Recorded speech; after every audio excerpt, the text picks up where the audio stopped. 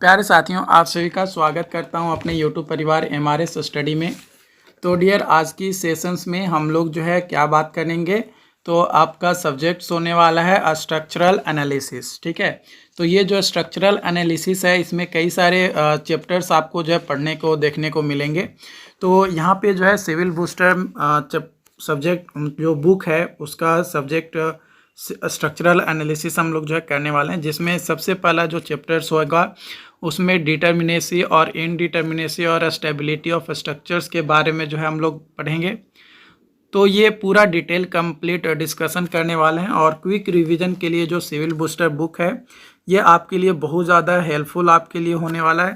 और ये सभी एग्ज़ाम्स के लिए आपका इम्पॉर्टेंट है, जैसे गेट, ESC है ना, SSC। क्विक रिवीजन के लिए ज़रूरी है, क्योंकि देखो आप हो सकता है कई सारे लोग बुक पढ़ते हैं है ना, कई सारे लोग नोट्स पढ़ते हैं। तो नोट्स पढ़ने में लास्ट टाइम में आपके लिए जो है थोड़ा ज़्यादा जो है बर्डन हो जाता है, बहुत ज़्यादा, क्योंकि उसमें डिटेल में रहता है। इसमें थोड़ा शॉर्ट में और चीज़ें जो आपके एग्ज़ाम पॉइंट ऑफ व्यू से ज़रूरी है, जो कंसिस्टेंटली एग्ज़ाम्स में जो है पूछा जाता है, वो वही चीज़ें जो है इस बुक में आपको जो है देखने को मिलेगा। तो आप इसे रिफ़र कर सकते हो। अगर आप इस बुक को परचेज़ करना चाहते हो तो आपको जो है डिस्क्रिप्शन बॉक्स में मैं लिंक दे दूँगा, आप उस लिंक के थ्रू जो है आप इस बुक को परचेज़ कर सकते हो। ठीक है, तो यहाँ पे स्ट्रक्चरल एनालिसिस में सबसे पहला चैप्टर हम लोग डिस्कस करेंगे। पहला चैप्टर है determinacy and indeterminacy and stability of structure. 3 types of joint mostly common आपका होता है पिन कनेक्शन, रोलर सपोर्ट और फिक्स सपोर्ट। ये 3 तरीके का जो टाइप्स ऑफ जॉइंट है मोस्ट कॉमनली आपका है जॉइंट। जो पिन कनेक्टेड जॉइंट्स होता है और हिंज, ये 2 रिएक्शन देता है, one against vertical moment and another against horizontal moment, यानी RX और RY, but offer no resistance, कोई रेजिस्टेंस ऑफर नहीं करता है to angular rotation of beam at hinge. Hinge पे जो एंगुलर रोटेशंस होता है उसमें किसी तरीके का कोई रेजिस्टेंस प्रोवाइड नहीं करता है, यानी हिंज पे वो एंगुलर रोटेशन हो सकता है। ठीक है, उसके बाद है पिन कनेक्टेड जॉइंट और roller support. Allow some freedom, कुछ फ्रीडम अलाउ करता है फॉर स्लाइट रोटेशन, है ना, स्लाइट रोटेशन के लिए।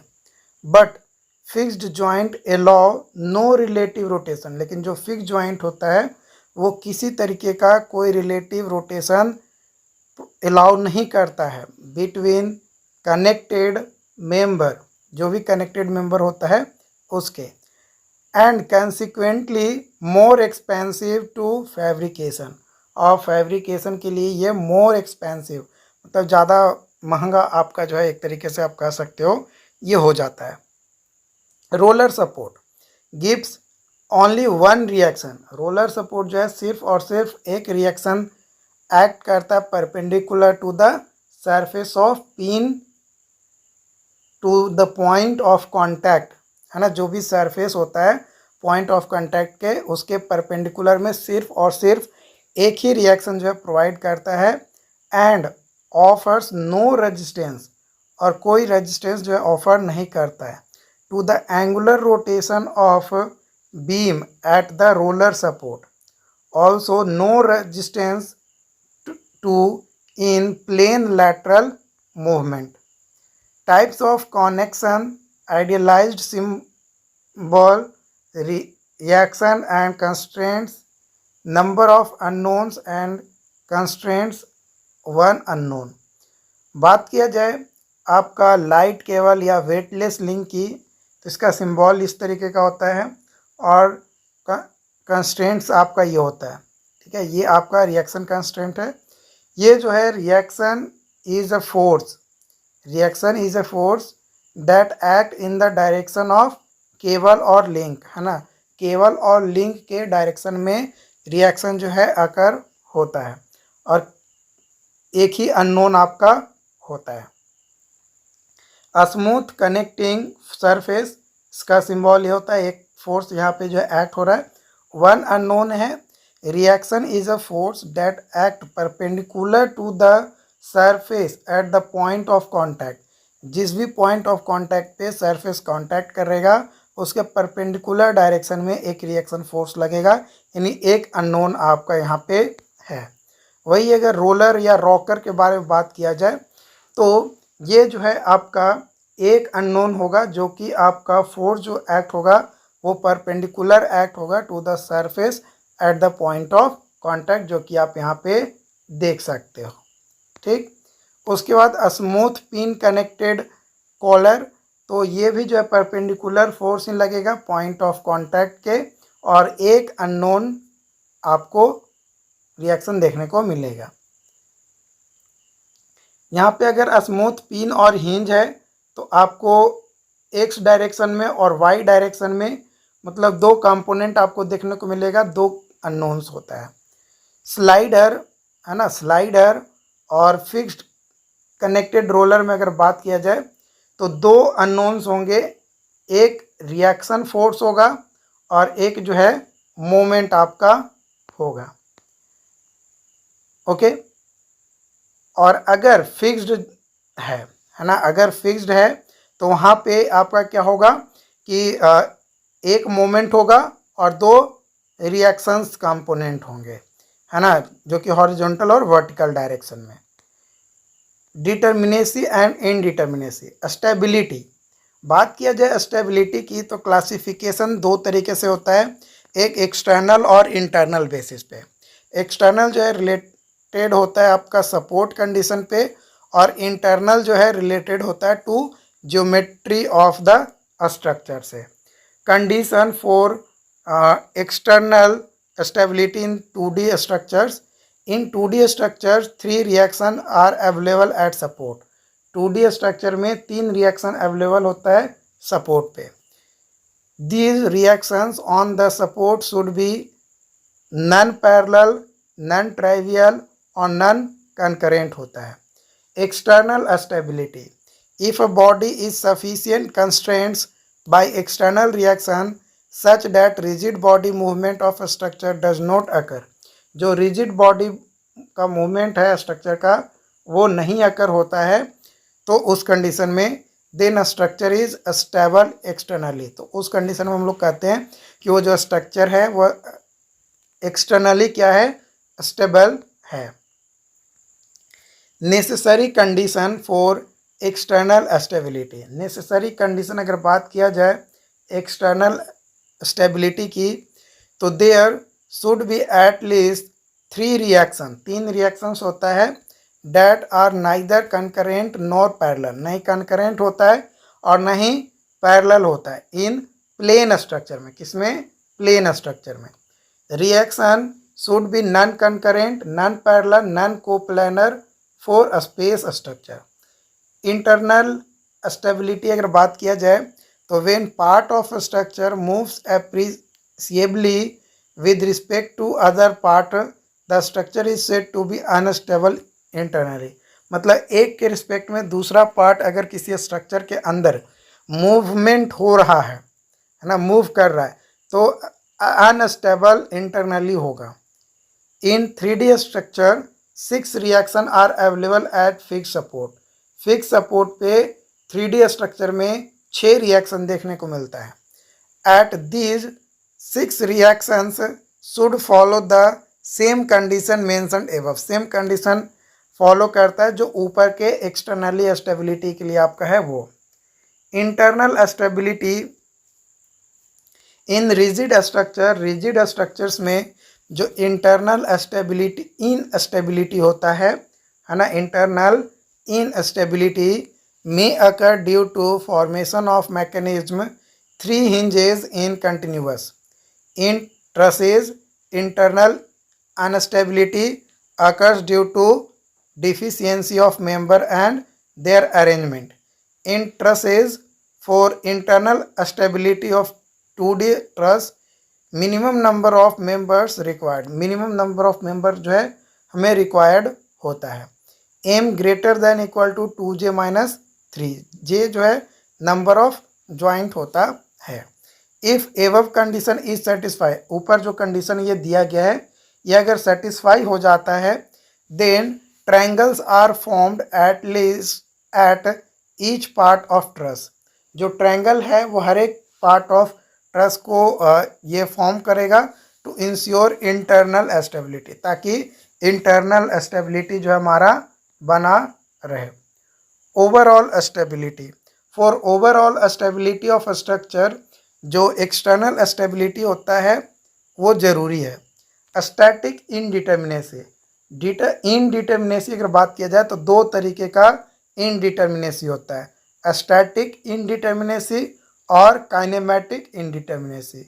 स्टैटिक इनडिटर्मिनेसी दो तरीके का, एक्सटर्नल स्टैटिक इनडिटर्मिनेसी और इंटरनल स्टैटिक इनडिटर्मिनेसी आपका होता है। तो स्टैटिक इनडिटर्मिनेसी का इज इक्वल टू होता है एक्सटर्नल स्टैटिक इनडिटर्मिनेसी और internal static indeterminacy.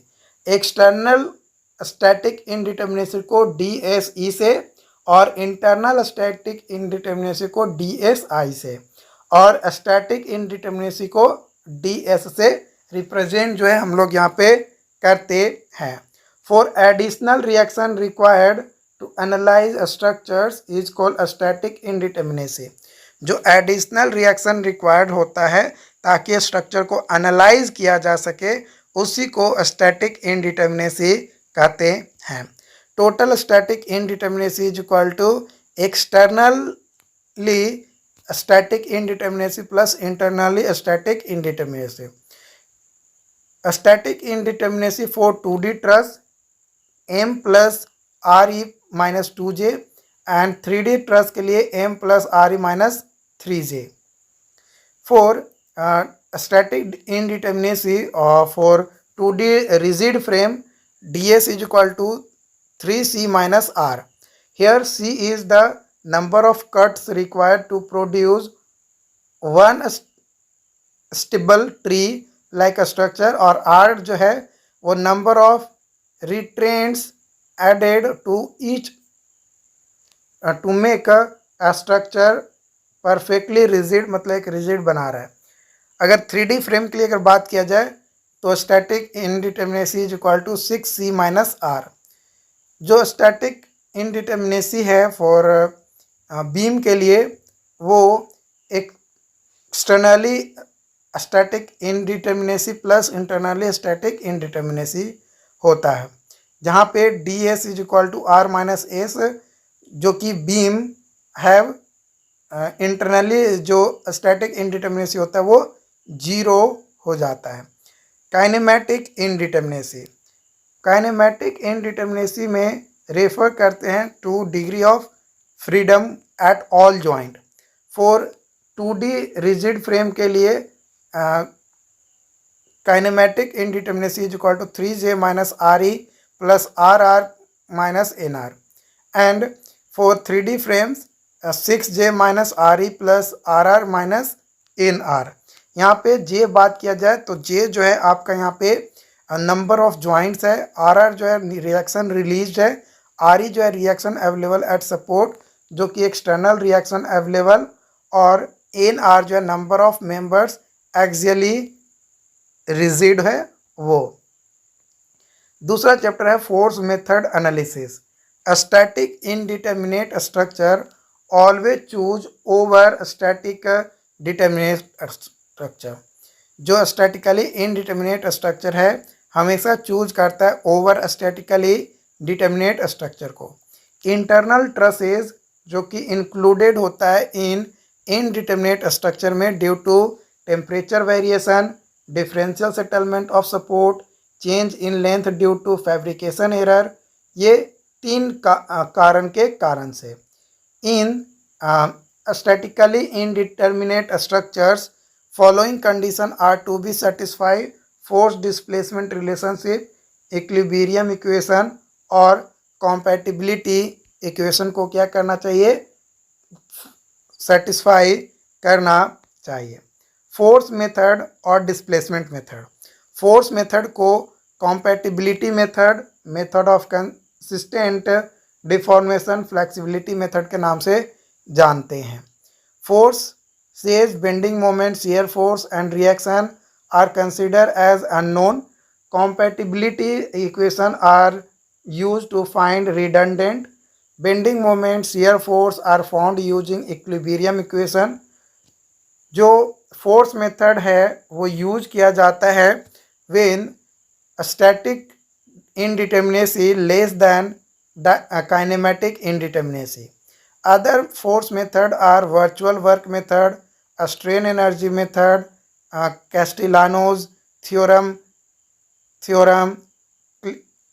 क्लेपरोन्स three moment theorem जिसको कंटिन्यूस बीम के लिए, column analogy method rigid frame and fix support के लिए, फ्लेक्सिबिलिटी मैट्रिक्स मेथड, ये आपके जो है होता है। वही अगर डिस्प्लेसमेंट मेथड की अगर बात किया जाए तो इसको जो है इक्विलिब्रियम मेथड या स्टिफनेस मेथड के नाम से जानते हैं। डिस्प्लेसमेंट डेल्टा और थीटा होता है जो कि कंसीडर किया जाता है एज ए अननोन के तौर पे। इक्विलिब्रियम इक्वेशन जो होता है वो यूज किया जाता है टू फाइंड रिडंडेंट को फाइंड करने के लिए। डेल्टा और थीटा इंटरनल फोर्स होता है जो कि फाउंड किया जाता है यूजिंग लोड डिस्प्लेसमेंट इक्वेशन से। किससे? लोड डिस्प्लेसमेंट इक्वेशन से यूज किया जाता है आपका कब? जब आपका स्टैटिक इनडिटर्मिनेसी ज़्यादा होता है काइनेमेटिक इनडिटर्मिनेसी से तब। अदर डिस्प्लेसमेंट मेथड है moment distribution, slope deflection, stiffness matrix method, Kani's method, ये सभी जो है अदर डिस्प्लेसमेंट मेथड आपके हैं। Principle of superposition, principle of superposition जो है ये हुक्स लॉ को वैलिड करता है और स्मॉल डिफॉर्मेशन होता है। जो टोटल डिस्प्लेसमेंट होता है या जो इंटरनल लोडिंग होता है at a point in a structure subjected to various external loading can be determined by adding together the displacement और इंटरनल लोडिंग, जो कि ईच लोड एक्ट होता है separately for application of superposition principle में। Various force method आपके use किए जाते हैं जिसमें सबसे पहला method of constant deformation. Beam is considered as to be composed of, जो बीम है वो कंसिडर किया जाता है to be composed of first primary structure that is obtained by removing the redundant and loading the resulting beam with external loading only. Secondary structures that contain loading of redundant reaction only. तीसरा, redundant are found out by writing the compatibility condition. Maxwell reciprocal theorem, Maxwell reciprocal theorem ये special case होता है वेटिज law का। If only to force है ना, सिर्फ दो ही force होता है P और Q are acting and magnitude of P and Q, यानी जो दो फोर्स था P एंड Q उसका जो मैग्नीट्यूड है वो यूनिटी है। Then del PQ is equal to del QP, जहाँ पे डेल QP जो है deflection at Q due to unit load P and del PQ is deflection at P due to unit load at Q। तो यहाँ पे आपका ये figure आप देख सकते हो है ना, एक यहाँ पे लगा तो यहाँ पे आपका डिफ्लेक्शन देखने को मिला है ना, और एक यहाँ पे लगा तो यहाँ पे डिफ्लेक्शन देखने को मिला। वेटिज थ्योरम, वेटिज थ्योरम इसमें क्या होता है कि ये वर्चुअल वर्क डन के बेसिस पे वर्क करता है जो कि P फोर्स सिस्टम में एक्ट होता है जो going through deformation Q force system, और वो इक्वल होता है वर्चुअल वर्क डन के बाई Q फोर्स सिस्टम के in going through deformation of P force system के, है ना। तो यहाँ पे आप P सिस्टम ऑफ फोर्स है और Q सिस्टम ऑफ फोर्स है, यहाँ पे लगाए तो इस तरीके का हुआ और यहाँ पे लगाए तो इस तरीके का डिफ्लेक्शन जो है देखने को मिला। तो P1 del P1Q plus P2 del P2Q is equal to Q1 del Q1P plus Q2 del Q2P।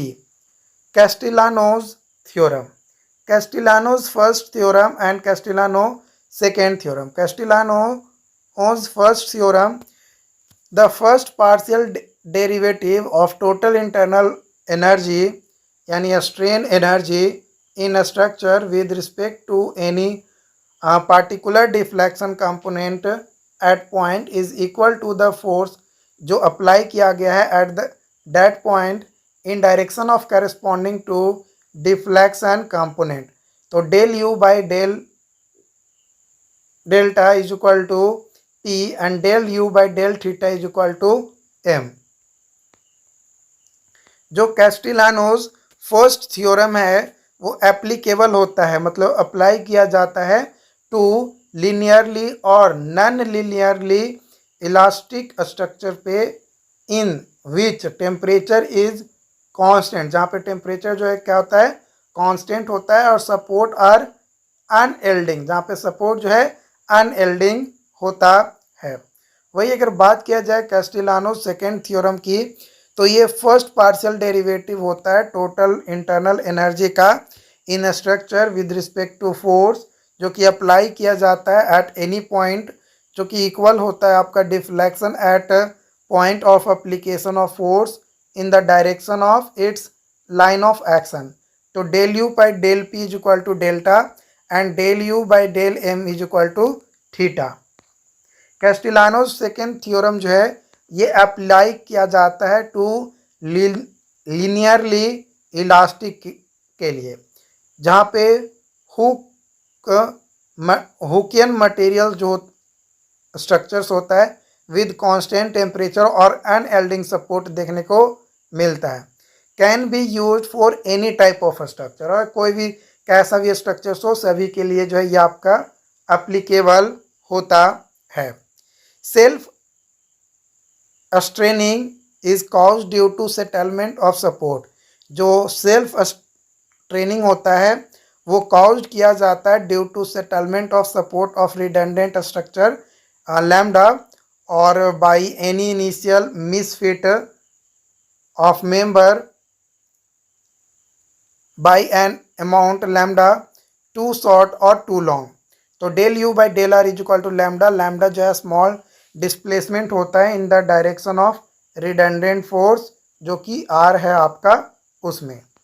तो यहाँ पे थ्योरम बात किया जाए लीस्ट वर्क की तो for any statically indeterminate structures जो रिडंडेंट होता है शुड बी सच दैट, इस तरीके से होना चाहिए ताकि वो बने कि in total internal energy within structure is minimum, और स्पेशल केस होता है कैस्टिलानो सेकेंड थ्योरम का। अगला चैप्टर्स है slope deflection method. Slope deflection method में बात करेंगे slope and deflection are combinedly called displacement. Slope और डिफ्लेक्शन को जब कंबाइनली बात किया जाता है तो उसको डिस्प्लेसमेंट कहते हैं। In this method we establish a relationship, एक रिलेशनशिप जो हम लोग इस्टेब्लिश करते हैं बिटवीन डिग्री ऑफ फ्रीडम यानी डेल्टा और थीटा के बीच में एंड मेंबर एंड मोमेंट के। ये जो रिलेशंस होता है इसी रिलेशन को हम लोग जो है स्लोप डिफ्लेक्शन रिलेशनशिप कहते हैं। जो मेथड होता है सुपर पोजिशन का उसे गोर्ग इंट्रोड्यूस्ड मैनी मेथड के नाम से भी जानते हैं। ये यूज़ किया जाता है फाइंड आउट करने के लिए स्लोप डिफ्लेक्शन रिलेशनशिप को।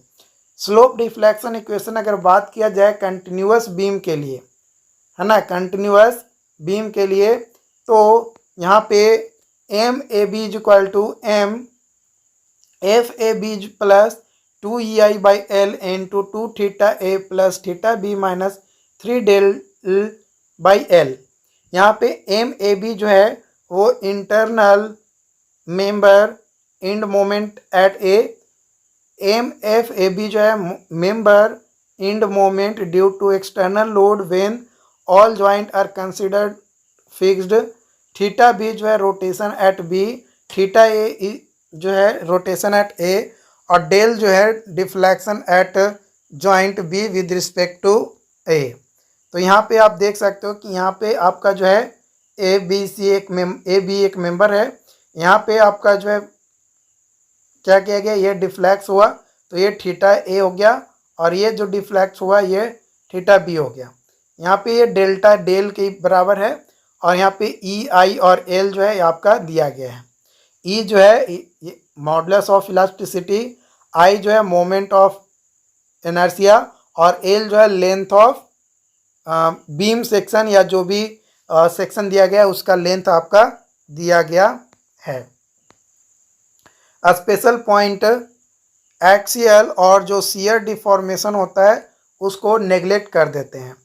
When one and is pin supported, अगर एक एंड जो है पिन सपोर्टेड है तो उस कंडीशन में modified slope deflection equation use करेंगे।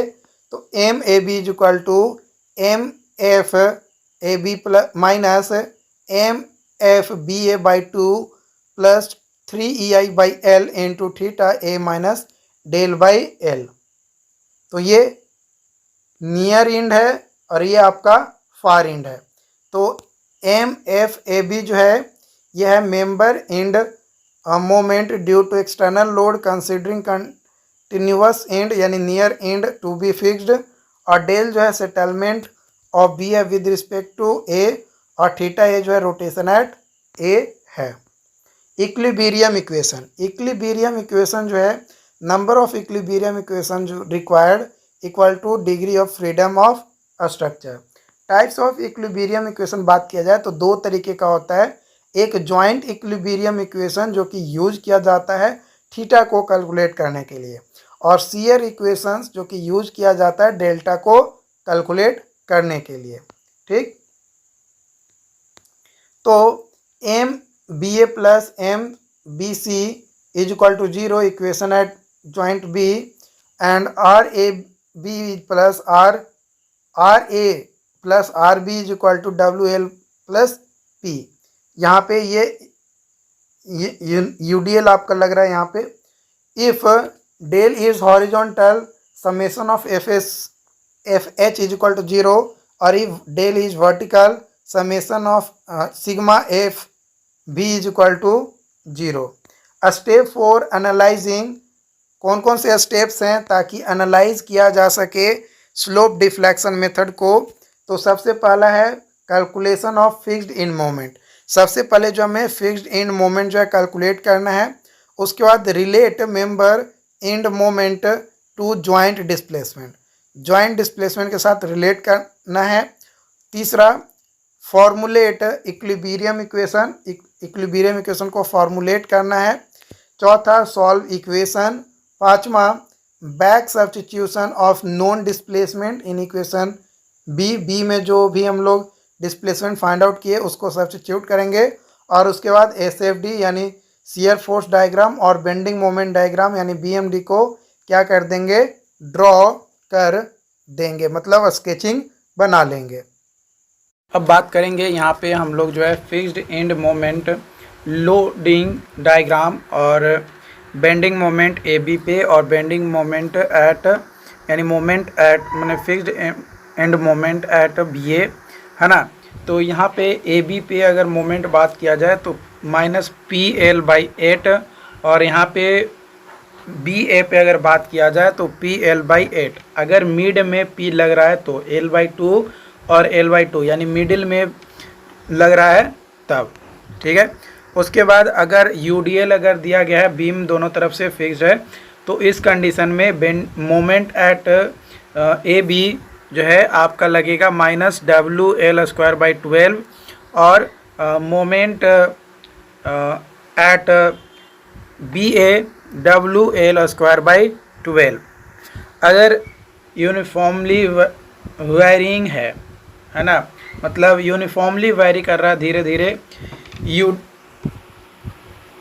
है ना, यूडीएल नहीं है, यूवीएल है, तो मोमेंट एट ए बी आ जाएगा minus W L square by 30, और मोमेंट बी ए जो है डब्ल्यू एल स्क्वायर बाई 20।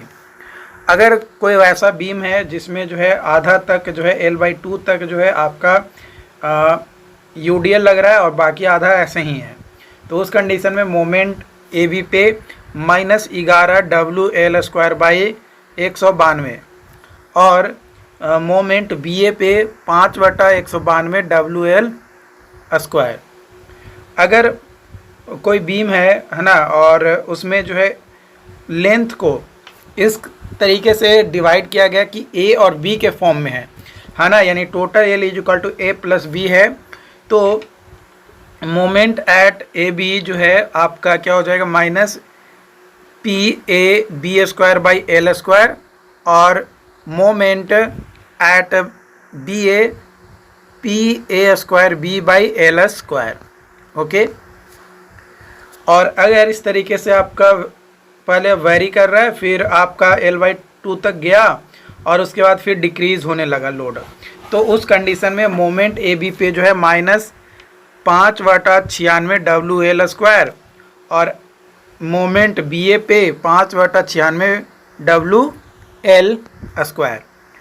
और अगर मान लो कि कोई बीम है जिसमें मिड पे है ना, जिसका ये जरूरी नहीं कि मिडिल पे ही लग रहा है, कहीं पे भी L equal to A plus B है, और तो कहीं पे भी मोमेंट अगर बीच में लग रहा है, तो उस कंडीशन में मोमेंट एट ए बी जो है आ जाएगा M naught B into 2a minus B by L², और मोमेंट बी ए आ जाएगा एम ए इंटू यानी M naught into A into 2b minus A by L²। और अगर मान लो कि मोमेंट जो है यानी एम डी वो मिडिल पे लग रहा है, यानी L/2 पे लग रहा है ना, तो मोमेंट ए बी का हो जाएगा md/4 और मोमेंट बी ए का md/4। और अगर मान लो कि यहाँ पे था पहले और एक घसक का डेल्टा डिफ्लेक्शन यहाँ पे आ गया, एक घसक का नीचे आ गया, तो इस कंडीशन में मोमेंट ए बी पे -6EI डेल बाई L² होगा, और बी ए पे मोमेंट बी ए पे -6EI डेल बाई L², मतलब दोनों जगह सेम होगा। और अगर ये हिंज है ना, और यहाँ पे ये घसक कर नीचे आ रहा है डेल्टा, तो ए बी पे मोमेंट क्या हो जाएगा, 0 हो जाएगा, और यहाँ पे बी ए पे मोमेंट जो है आपका -3EI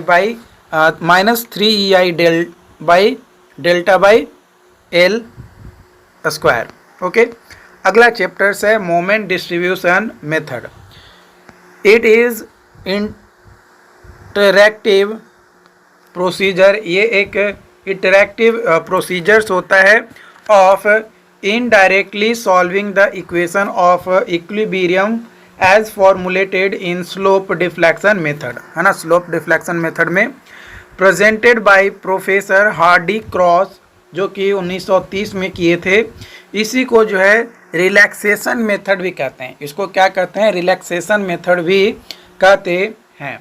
basic concept initially assume करते हैं कि ईच जॉइंट जो है इन एनालिसिस वो फिक्स है, then by unlocking and locking each joint, है ना, हर एक जॉइंट को लॉक करेंगे अनलॉक करेंगे, लॉक करेंगे अनलॉक करेंगे, सक्सेशन करते जाएंगे, और इंटरनल जो मोमेंट है at joint are distributed and balanced till joint is rotated to the final and nearly final position. मतलब तब तक लॉक और अनलॉक करते जाएंगे जब तक मोमेंट 0 के बराबर, मतलब जो मोमेंट आ रहा है ना, वो हमारा 0 या 0 के बराबर ना आ जाए, तब तक करते जाएंगे। Last cycle must and in balancing of hinge, और लास्टली जब हम लोग इसको बैलेंसिंग करते हैं तो एंड कहाँ पे करना रहता है, बैलेंसिंग पे ऑफ हिंज और continuous joint with carry over to fix joint, fix joint पे कैरी ओवर के साथ। स्टीफनेस बात किया जाए तो ये एक फोर्स और मोमेंट होता है जो कि रिक्वायर्ड होता है, अप्लाई किया जाता है एट जॉइंट पे so as to produce unit deflection, एक यूनिट डिफ्लेक्शन जो है प्रोड्यूस कर सके जॉइंट पे, है ना, रोटेशन के कारण से।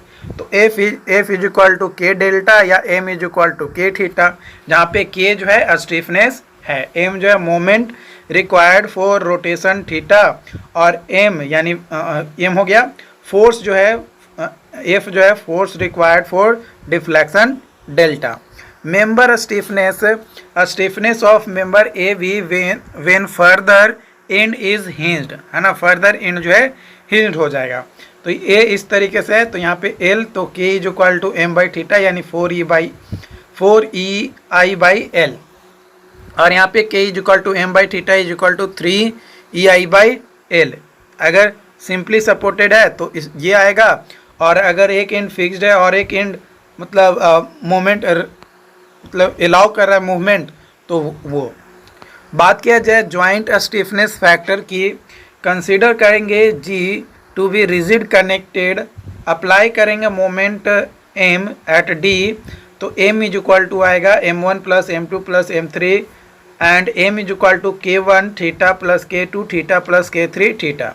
तो K इज इक्वल टू आ जाएगा M by theta is equal to K1 plus K2 plus K3 plus जो और रहेगा वो डाटा यहाँ पे ले लेंगे, है ना, equal to 4EI/1 by L1 plus 3EI/2 by L2 plus 4EI/3 by L3। ये हम लोग जो है यहाँ पे लेकर चलेंगे। अगर हमारा इस तरीके का कॉम्बिनेशन अगर देखने को मिला तो ये L1I1 है, ये L2I2 है, और यहाँ पे L3I3 लेकर चले हैं। Distribution factor, sum of distribution factor of all member at joint is always 1, हमेशा 1 होना चाहिए। तो डिस्ट्रीब्यूशन फैक्टर का फॉर्मूला होता है stiffness of member divided by sum of stiffness of all member at that joint. Stiffness factor is equal to relative stiffness of member divided by sum of relative stiffness of all members at that joint. Relative stiffness when far end is fixed, जब far end जो है fixed होता है तो I/L होता है, और when far end hinged होता है तो 3I/4L होता है। तो यहाँ पे अगर मेंबर बात किया जाए A, B, C और D, तो मेंबर OA के लिए स्टिफनेस जो है 4EI/L, OD के लिए 3EI/L, OC के लिए 3EI/L और OB के लिए EI/L होता है। Length of OA is equal to OB is equal to OC is equal to OD जो कि L है, तो स्टिफनेस हो जाएगा EI/L। यहाँ पे मोमेंट अगर यहाँ पे जनरेट होगा तब। कैरी ओवर फैक्टर फॉर्मूला होता है carry over moment divided by applied moment. Standard case, अगर यहाँ पे मोमेंट M/2 है और M है तो कैरी ओवर फैक्टर 1 होगा। अगर यहाँ पे मोमेंट M है और यहाँ पे भी M है तो कैरी ओवर फैक्टर जो है -1 होगा। और अगर यहाँ पे A और B मतलब टोटल लेंथ जो है A प्लस B के बराबर है, और मोमेंट जो है आपका MA/B है और यहाँ पे मोमेंट M है, तो कैरी ओवर फैक्टर A/V जो है आपका होगा। कैरी ओवर फैक्टर 0 होगा इन प्रिज्मेटिक मेंबर में हुज फार एंड जो है हिंज्ड होता है तब। Stiffness at B is equal to M/θ, V is equal to 3EI/B² plus BQ। Modified stiffness factor for member AB member के लिए, तो जो साइमेट्रिकल बीम होता है विद अनसाइमेट्रिकल लोडिंग, तो इस कंडीशन में स्टीफनेस हो जाएगा 6EI/L for central span AB के लिए, सेंट्रल स्पैन AB के केस में। और symmetrical beam with symmetrical loading है, साइमेट्रिकल बीम है और साइमेट्रिकल लोडिंग भी है, तो K इज इक्वल टू हो जाएगा, स्टीफनेस इज इक्वल टू हो जाएगा 2EI/L फॉर स्पैन AB के लिए, AB स्पैन के लिए।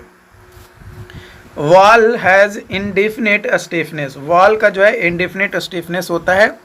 अगला चैप्टर्स है आर्चेज। आर्चेज आप यहाँ पे देख सकते हो, ये आपका जो है आर्च का फिगर दिया गया है, ठीक है।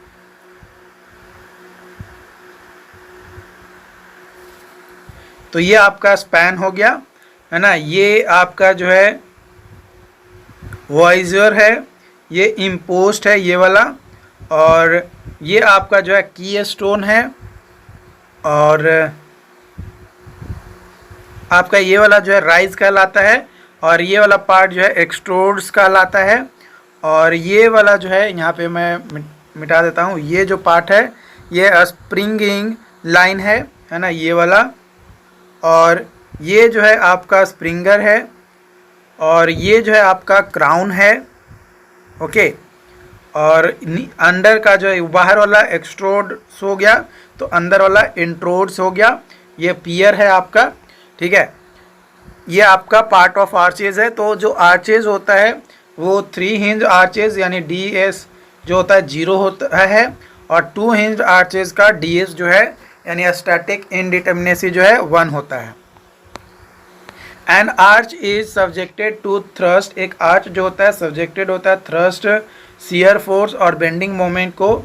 3 hinged arch is subjected to normal thrust, radial shear और बेंडिंग मोमेंट। जो लीनियर आर्च होता है वो सब्जेक्टेड होता है to normal thrust only. In general अगर बात किया जाए तो जो बेंडिंग मोमेंट होता है इन आर्च इज सिग्निफिकेंटली रिड्यूस्ड होता है, और एक्सियल फोर्स जो है एक्ट करता है एज ए कंप्रेसिव फोर्स के तौर पे यानी थ्रस्ट के तौर पे। सो मोस्ट अप्रोप्रिएट आंसर अगर बात किया जाए तो शियर फोर्स और थ्रस्ट जो है होता है। बात किया जाए लिंटेल की, तो जो लिंटेल्स होता है वो प्रीफर्ड किया जाता है टू आर्चेज, बिकॉज आर्चेज जो होता है वो रिक्वायर मोर हेडरूम्स, ज़्यादा हेडरूम रिक्वायर्ड होता है टू स्पैन और the opening like door and Windows. बात किया जाए आर्चेज की तो ये डिफिकल्ट इन कंस्ट्रक्शन होता है,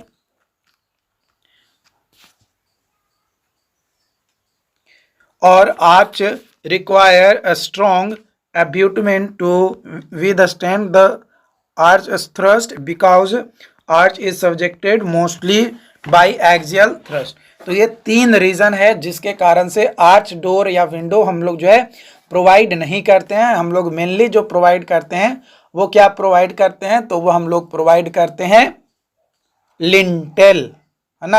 आर्च वाला डोर या विंडो प्रोवाइड नहीं करते हैं।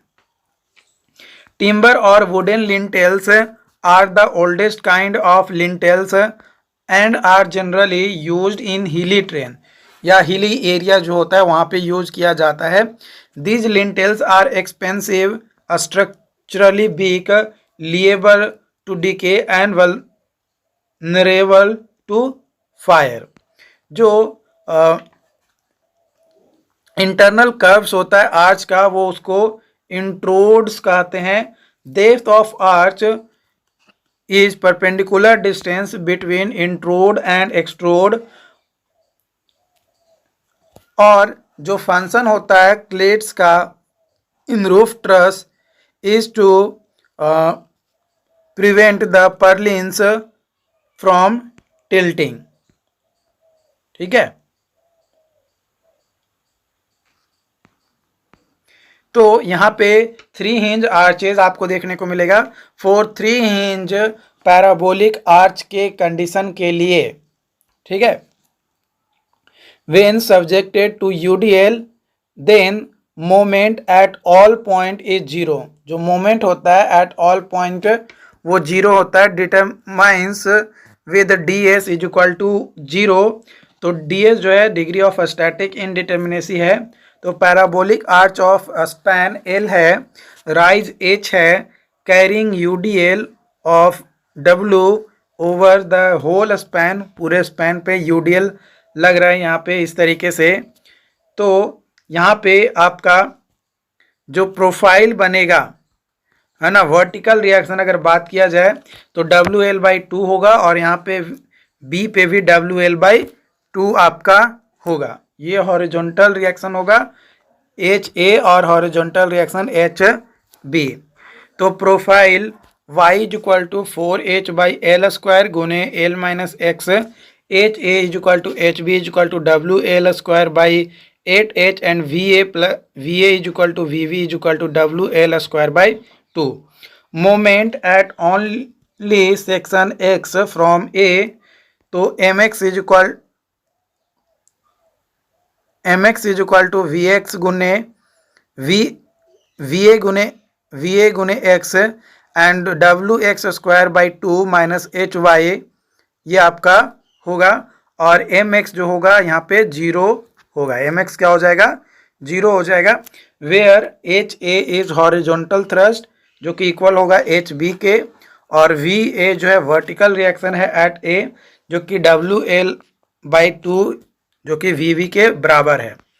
Semi circular arch having radius R carrying UDL, UDL carry कर रहा है W over the whole span, over the whole span. तो यहाँ पे आपका जो है सेमी आर्चेस के कंडीशन में जो आपका प्रोफाइल यहाँ पे बनेगा H A is equal to H B is equal to W R by 2, M X is equal to W R square by 2 into sine square theta minus sine theta.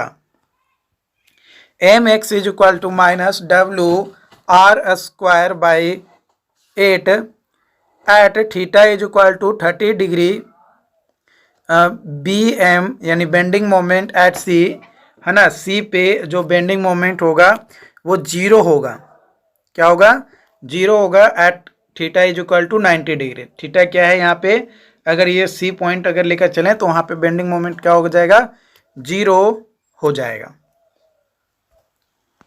M X is equal to minus W, ये हो गया। जो profile arch होगा having abutment is different at different level, जो profile है arches का having abutment is at different level when it is subjected to UDL over whole span, पूरे span पे। तो L1 इज इक्वल टू आ जाएगा L into square root H1 by square root H1 plus square root H2, and L2 is equal to आ जाएगा L into square root H2 by square root H1 plus square root H2, ठीक है। H1 और H2 का square root हो गया।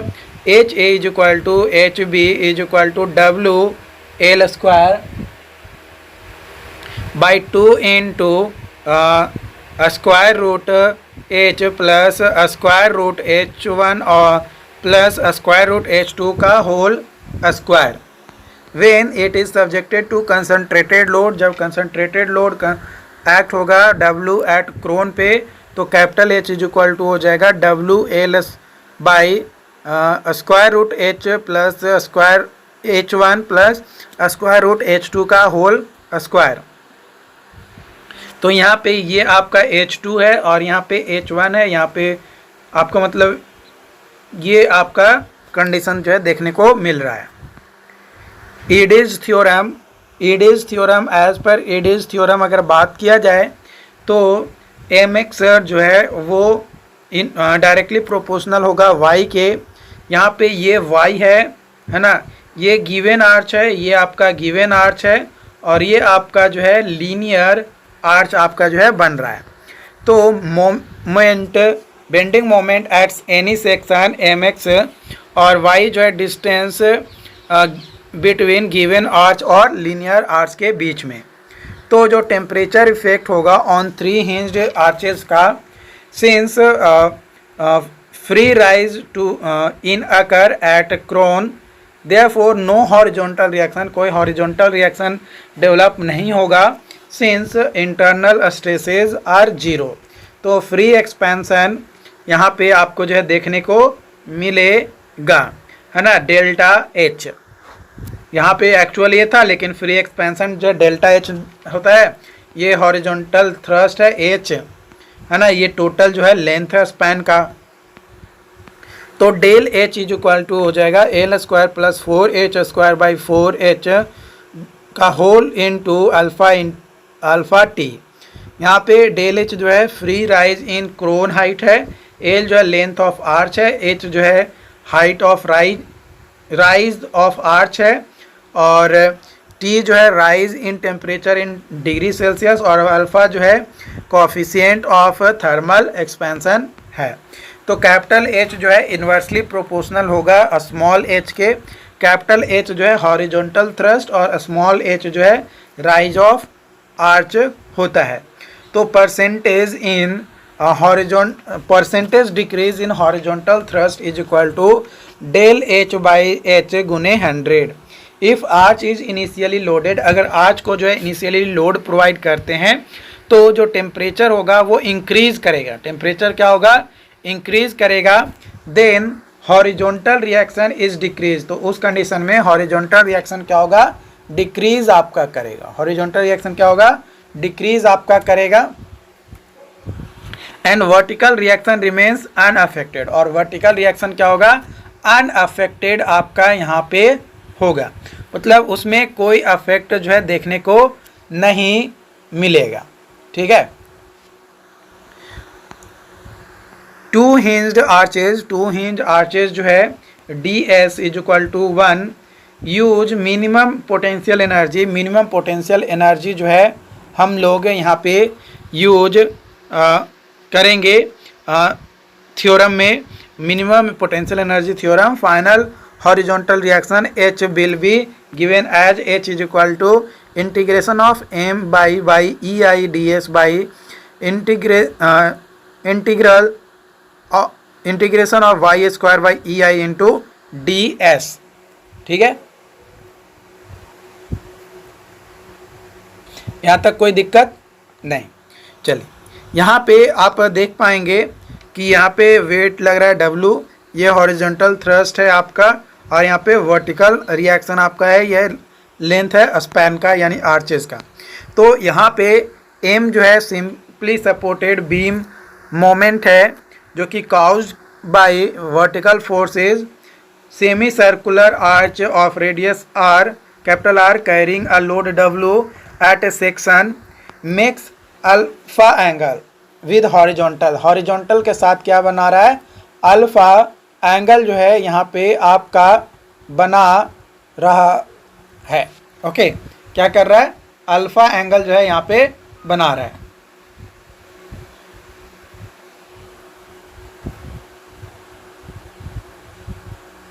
Okay,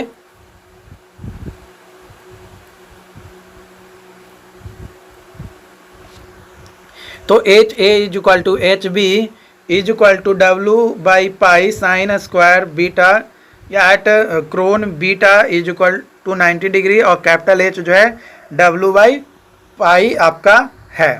ठीक, semi circular arch of radius capital R carrying UDL W per unit length over whole span पे, तो H is equal to H A is equal to H B is equal to 4/3 WR by pi आपका हो जाएगा। यहाँ पे अगर ये special point case है, अगर इस केस में यानी UVL अगर यहाँ पे लग रहा है तो उस केस में H A is equal to H B is equal to 2/3 WR by pi होगा, और अगर UDL लग रहा है ना, UDL लग रहा है तो 4/3, और UVL लग रहा है तो 2/3 आपका जो है यहाँ पे देखने को आपको मिलेगा। ठीक, पैराबोलिक आर्च, जो पैराबोलिक आर्चेज है carry UDL of W per unit run on entire span if span of arch is L, अगर स्पैन ऑफ आर्च जो है L है and it's rise is H, और उसका जो राइज है वो H है, तो उस केस में H is equal to H B is equal to WL square by 8H, WL square by 8H आपका जो है यहाँ पे हो जाएगा। Okay, horizontal thrust for two hinged parabolic arch is equal to horizontal thrust for 3 hinged parabolic arch carrying UDL over entire span, है ना। तो इस केस में आपका यहाँ पे जो है आपका, अगर ये केस है मतलब यहाँ तक आपका UDL लग रहा है और यहाँ इसके बाद नहीं, तो H is equal to WL square by 16H in two hinge parabolic arch temperature increases then horizontal thrust also increases, मतलब जैसे जैसे टेम्परेचर इंक्रीज करता है वैसे वैसे हॉरिजॉन्टल थ्रस्ट भी जो है आपका इंक्रीज करता है। Various types of arches, a drop arch is pointed with a span greater than its radius, two-centered arch. The curved surface of these arch makes two center points. Example of two-centered arch is equilateral pointed lancet arches, A lacet arch is pointed with radii much larger than a span.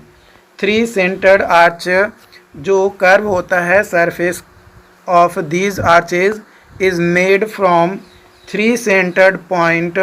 This arch is more or less semi-elliptical arch. Example: ogee arch, drop arch or semi-elliptical arch. Ogee arch is pointed and usually of four arches. The centers of two inside the arch and two outside. This produces a compound curve. ये produce करेगा एक compound curve को. It is also called कील arch. इसको जो है कील arch के नाम से भी जो है जानते हैं.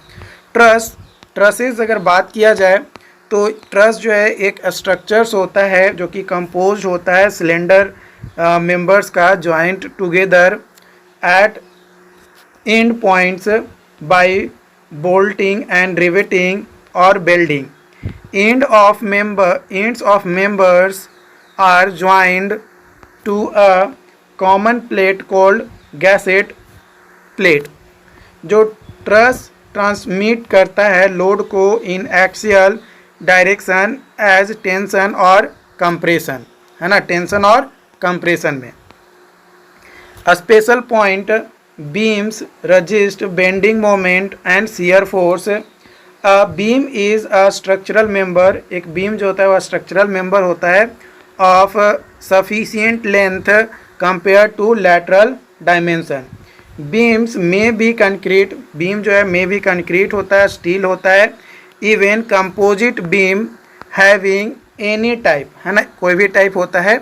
Sections such as angles, channels, I section, rectangular, square etcetera होता है.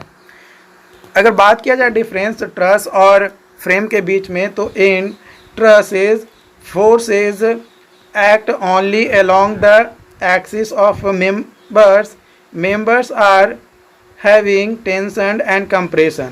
जो ईच मेंबर होता है ट्रस का is acted upon by two or equal opposite forces having line of action along the center of member. Every member of truss is two force member. जो force apply किया जाता है at the joint only truss में. member does not bend truss का और use किया जाता है लार्ज लोड को कैरी करने के लिए. वही अगर फ्रेम के बारे में बात किया जाए तो फ्रेम में फोर्स जो है वो एक्ट होता है along the axis of member in addition to transverse force. और जो फ्रेम होता है उसमें वन और more than one member of frame is subjected to more than two forces जो कि मल्टीपल फोर्स मेंबर्स होता है. Forces may act anywhere on members may be bend. Member जो है मे बी बेंड होता है. Use for a small medium load, है ना, स्मॉल और मीडियम लोड के लिए. Types of trusses: roof truss और bridge trusses. Scissors, Pratt, Warren with verticals, fan, Parker, Howe ये इस तरीके का मतलब यह स्ट्रक्चर का बस नाम है, ठीक है. के ट्रस, बोस्ट्रिंग, सॉटूथ, है ना, ये आपका होता है. और थ्री हिंज्ड आर्च. जो प्रैट ट्रस होता है वो बेटर होता है देन होए ट्रस से. As diagonal member on Pratt truss carries tension but Howe truss diagonal members carries compression. if longer member carries compression, longer member जो है carry करता है compression को, there is likely chance of buckling of truss member. king of post truss.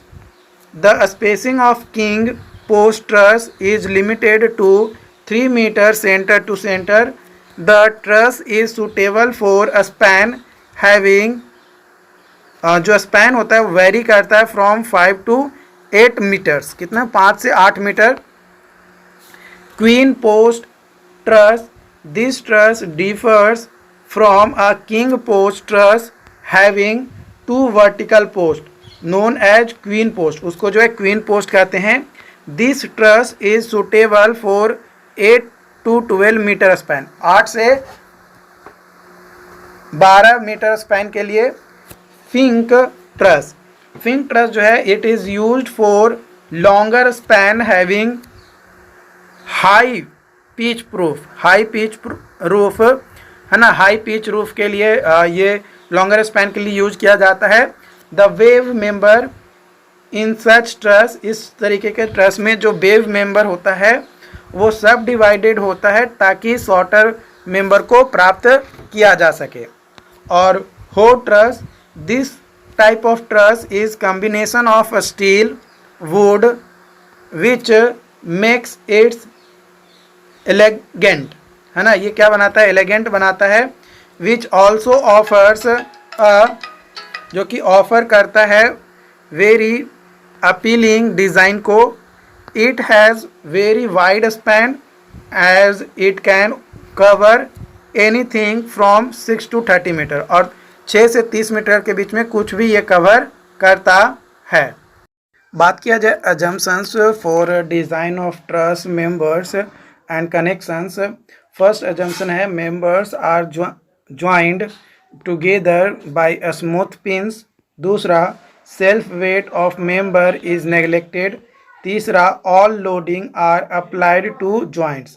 Zero force members, if 2 members join at a point and out of them 2 are collinear and also no external load acts at joint, then third member, जो तीसरा member होगा, are zero force member। तीसरा member जो होगा zero force member आपका यहाँ पे जो है होगा। If only 2 non collinear members exit at a truss joint and no external force or support reaction is applied to the joint, then members must be zero force member। जो member होगा must be zero होगा। तो method of analysis of statically determinate truss, जो method of joint होगा और जो है method of section होगा। मेथड ऑफ ज्वाइंट के बारे में बात किया जाए तो sigma F X is equal to 0 और sigma F Y is equal to 0। Analysis should be start at joint having at least 1 known force and at least 2 unknown force। okay, method of section, it is used for solving the unknown force acting on member of truss। जो method है वो involve होता है आपका breaking the truss down into individual sections and analysing each section as a separate rigid body, है ना, as a separate rigid body. Deflection of truss joint, Castigliano's method, delta is equal to del U by del F. U is equal to sigma summations of P I square by P I square D X by 2EI 2AE, है ना, 2AE। So delta is equal to del N by del F into sigma P I square del X by 2AE आपका हो जाएगा। यहाँ पे delta जो है ये डिफ्लेक्शन है at the point of application F and in direction of F. U जो है strain energy in the system, और पी आई जो है force in first members of truss due to combined action of internal load and applied load F at point at which deflection is to be found out, है ना, जिसमें deflection जो है found out करते हैं। Maxwell unit load method, external vertical work, है ना, यानी एक्सटर्नल वर्टिकल वर्क और इंटरनल वर्चुअल वर्क, है ना, वर्चुअल वर्क है, सॉरी, वर्चुअल वर्क है। तो 1 into delta is equal to sigma U I into P I D X by A I E I plus L I alpha I del T I plus lambda I. U I जो है internal member force है in the first member due to unit load, ठीक है। और P I जो है force in ith member due to combined in external and applied load. Delta T I जो है change in temperature in ith member. L I जो है length of ith member. Alpha I जो है coefficient of thermal expansion for ith member. और lambda जो है lack of fit और फैब्रिकेशन एरर आपका है। जो ज्वाइंट डिस्प्लेसमेंट इक्वेशंस मेथड है, एंगल वेट्स का मेथड और विलोट Mohr's graphical method are also used in calculating truss deflection। किसमें? truss deflection में। method of analysis of statically indeterminate truss when number of external reaction, जो number of external reactions है are exactly 3 or more than 3, then only member forces can be taken as redundant or redundants should be selected in such a way that its removal does not make truss unstable। जो removal है वो does not make unstable। Castellano's method first removal redundant member such that truss becomes determinate and remains stable। दूसरा apply equal and opposite force F at joint connecting the removed members। तीसरा then calculate the member force PI due to F and external loading। चौथा find a strain energy of the system। जो U है is equal to sigma P I square D X by 2AIEI। N जो है number of member in trusses है। Put del U by del F is equal to 0, minimum strain energy condition is equal and then calculate F. छठा point once F is known, जैसे ही F यानी force पता हो जाएगा then other member force can be found out, और other member का भी फोर्स जो हम लोग क्या कर पाएंगे, कैलकुलेट कर पाएंगे। दूसरा है मैक्सवेल यूनिट लोड मेथड। तो choose redundant such that its removal does not makes a structure unstable. दूसरा then remove redundant and find out member force due to external loading. तीसरा removal external loading and apply the unit force equal and opposite at joint connecting the removed member, calculate the member force UI। and चौथा net member force FI is equal to PI plus UI and R। अगला है minimize the strain energy by del U by del R। तो यहाँ पे 0 when U is equal to sigma FI का square dx by 2AIEI। so R is equal to minus sigma UI PI dx by AIEI by sigma UI का square dx by AIEI।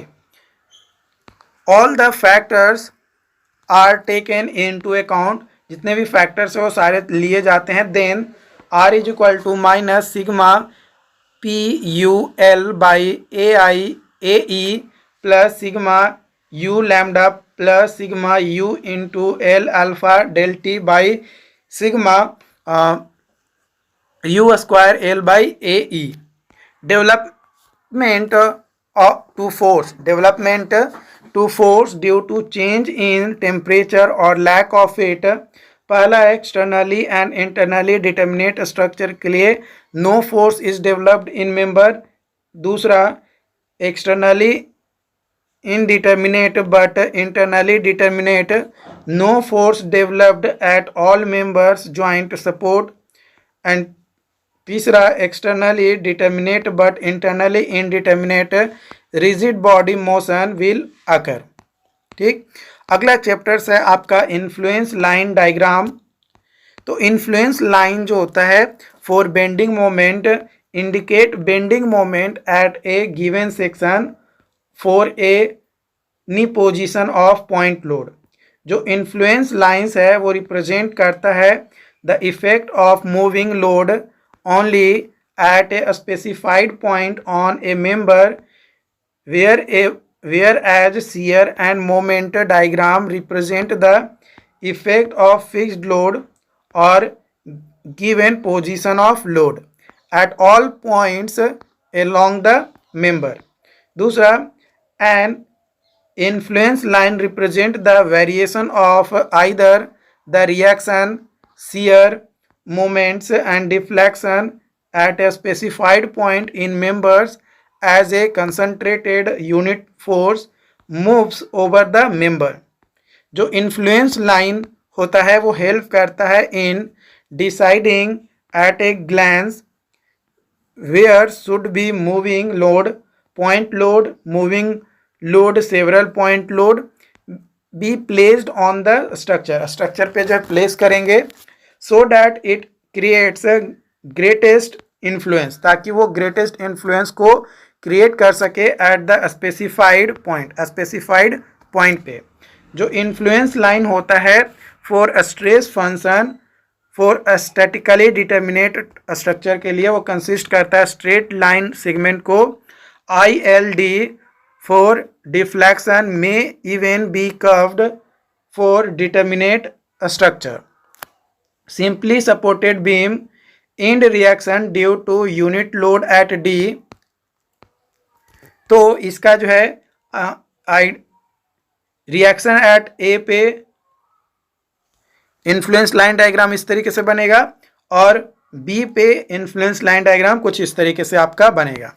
तो y1 जो है ये magnitude है of reaction at A when unit load at D और y2 जो है magnitude है of reaction at B when unit load at D। End reaction at B due to load system, यहाँ पे दो लोड है P1 और P2 और यहाँ पे UDL भी आपका लग रहा है, तो इसका ILD जो है कुछ इस तरीके से बनेगा y1 y2 और ये एरिया जो है आपका शेडेड होगा। तो यहाँ पे RB is equal to P1 y1 plus P2 y2 plus W into A। Shear force at C पे अगर शियर फोर्स बात किया जाए तो assume slider support at C point, तो यहाँ पे इसका जो है आपका ये बन जाएगा इस तरीके से।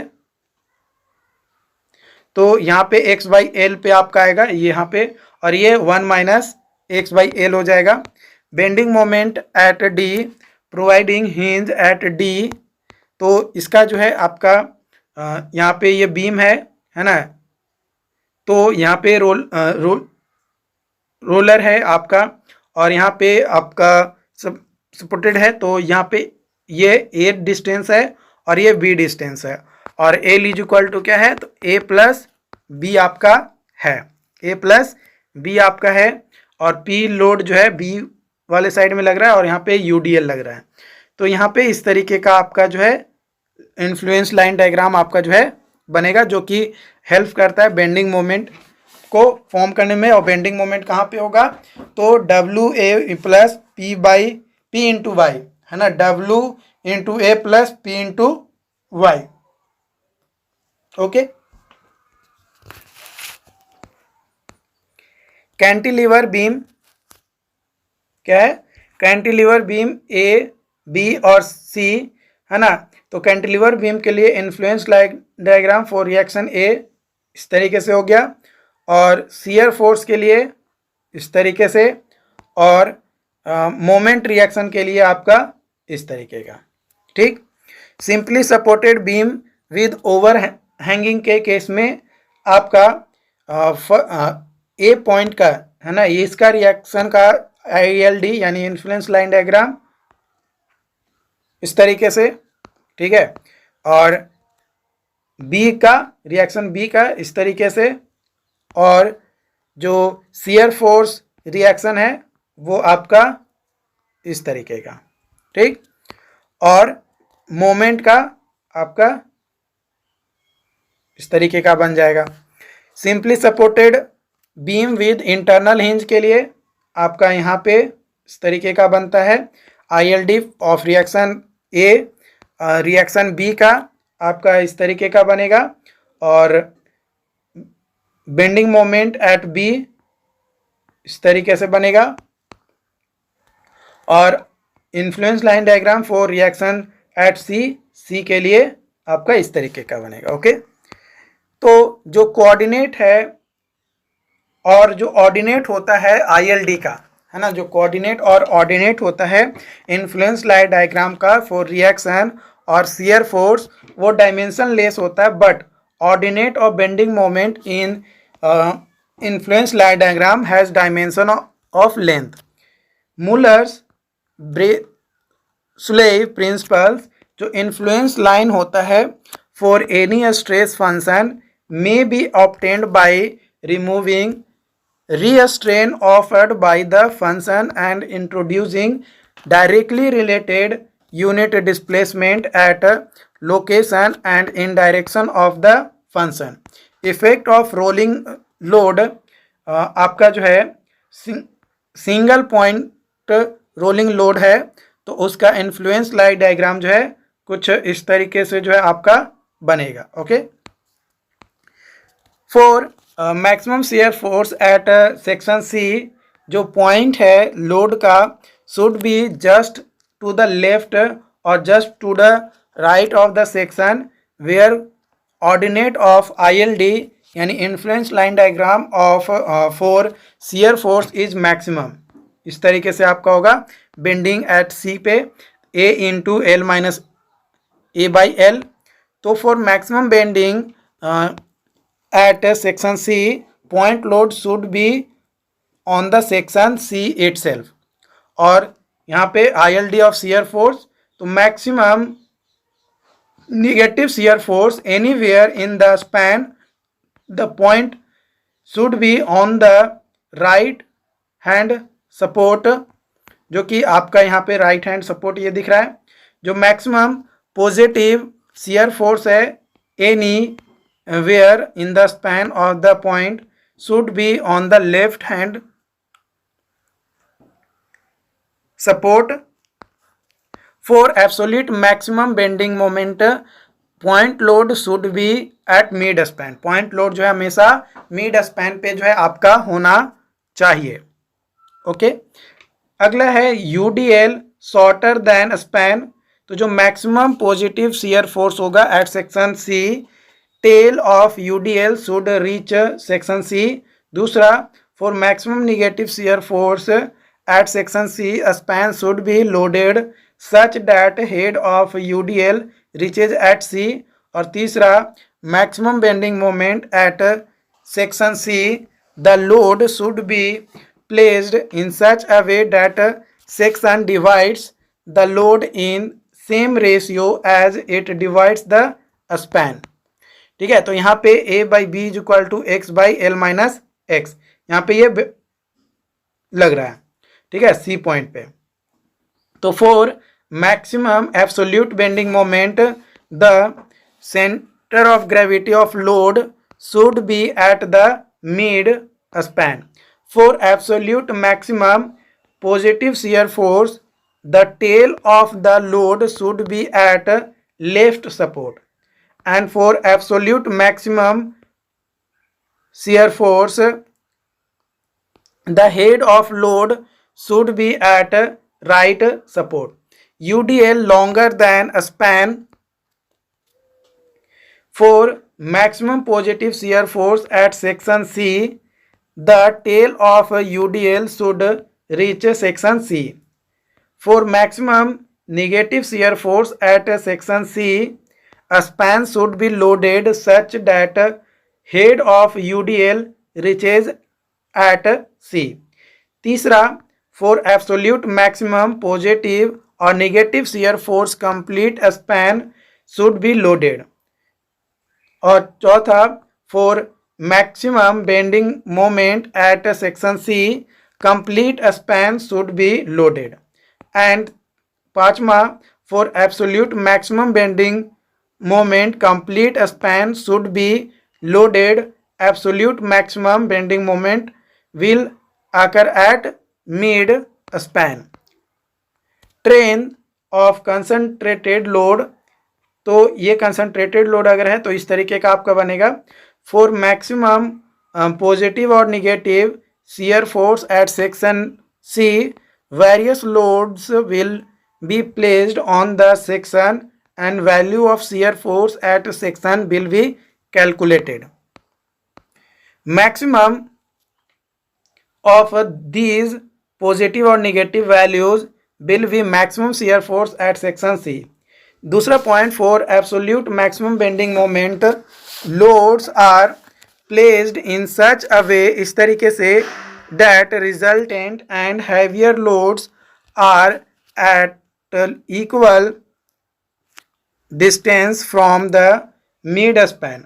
Under this condition bending moment will be calculated below the heavier load only. जो मैक्सिमम बेंडिंग मोमेंट होता है at section C will develop when one of the load is itself of the section and load on the section should be such that when it rolls over the section it comes to the other side average load slash length of one section on left side, changing from heavier loading to lighter loading and vice versa. अगला chapters है आपका यहाँ पे matrix method of analysis. तो flexibility matrix method, in it displacement caused by unit force. First, identify a static indeterminacy of structures and choose redundant P1, P2 and W. और यहाँ पे आपका रिएक्शन R1, R2 और R3. तो static indeterminacy जो है आपका डिग्री ऑफ वो आ जाएगा 3. Then reassign coordinates to each redundant directions, है ना, हर एक का जो है डायरेक्शन आपको यहाँ पे जो है देना है. After it release the redundant को रिलीज करना है to obtain primary structures and then find out deflection in the coordinate at the location of coordinates. तो वो इस तरीके से आएगा, इस तरीके से आपका डिफ्लेक्ट करतेगा डेल्टा 1, डेल्टा 2 और delta 3. Applying redundant after removing external loading and find out deflection को फाइंड आउट करेंगे इन द कोऑर्डिनेट डायरेक्शन.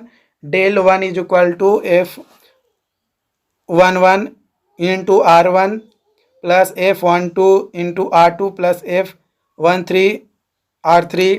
इस तरीके से जो है आपको सिमिलरली कैलकुलेट करना है मैट्रिक्स मेथड में. और उसके बाद आपका जो है ये आपका फिगर है ना, ये R1, R2, R3, यहाँ पे F13, F23 और F33, यहाँ पे F12, F22 और F32, F11, F21 और F31 और सभी में R1, R2, R3 जो है आपका यहाँ पे लगेगा. तो condition when D1, D2, D3 are final deflection at coordinate location 1, 2, 3, then D1 is equal to delta 1 plus del 1, D2 is equal to delta 2 plus del 2, D3 is equal to delta 3 plus del 3. तो D1, D2, D3 matrix के form में arrange करेंगे तो delta 1, delta 2, delta 3 plus F11, F12, F13, F21, F22, F23, F31, F32, F33 into R1, R2, R3 ये matrix form में arrange कर दिए. तो D is equal to del plus F into R और R is equal to F inverse D minus delta. तो F21 जो है ये डिफ्लेक्शन है in direction 2 due to unit force in direction 1। F21 जो है element of second row and first column आपको को रिप्रेजेंट करता है। प्रॉपर्टीज अगर बात किया जाए फ्लेक्सिबिलिटी मैट्रिक्स की, तो पहला जो order of flexibility order maximum होता है वो number of coordinate choose in the problem static indeterminacy. दूसरा all elements of flexibility matrix are displacement जो कि डेल एंड थीटा है। Flexibility matrix is a square symmetrical matrix. चौथा principle of diagonal elements of flexibility matrix are always positive, हमेशा जो है positive होता है। पांचवा flexibility matrix is calculated only for stable structures, then no rigid body displacement. छठा symmetry of flexibility matrix is owing to Maxwell's reciprocal theorem, and seventh dimension of all elements may not be same, है ना, same नहीं होता है। तो F is equal to theta by M is equal to 1 by kilo newton metre और small f is equal to del by P is equal to 1 by kilo newton. Stiffness matrix method force acquired to produce unit displacement. तो identify करेंगे kinematic indeterminacy of structure को और choose करेंगे unknown displacement को। दूसरा assign coordinates of each of unknown displacement theta और S, and then जो joints होगा are restrained and force developed due to applied load in the coordinate directions are found out. Let that be P1, P2 and P3. After it, joints are released, deflection are permitted in the coordinate directions, force required in coordinate directions for these displacement are found out. तो P1 delta is equal to K11 delta 1, K12 delta 2, K13 delta 3। इसी तरीके से similarly matrix form में arrange कर देना है। और condition when P1, P2, P3 are final development at various coordinate axis, तो P1 is equal to P1 plus P1 delta plus और P2 is equal to P2 dash plus P2 delta and P3 is equal to P3 dash by P3 delta. तो इसको भी matrix form में arrange कर देंगे और इस तरीके से लिख देंगे। यहाँ पे बात किया जाए K21 जो है ये force in direction of 2 due to unit displacement in direction 1, and K21 जो है element of 2 row and first column. जो प्रॉपर्टीज है स्टीफनेस मैट्रिक्स का, all the properties of flexibility matrix defined are also the properties of stiffness matrix except the following. First, elements of a stiffness matrix will be force, और दूसरा order of a stiffness matrix will be degree of kinematic indeterminacy. Simple results, types of displacement, diagram, flexibility and stiffness। बात किया जाए axial displacement की, तो यहाँ पे axial displacement हो रहा है, तो आपका जो फ्लेक्सिबिलिटी है L बाई ए और stiffness A by L. Traverse displacement है तो flexibility L Q by 12 EI और स्टीफनेस जो है 12 EI बाई एल क्यू। और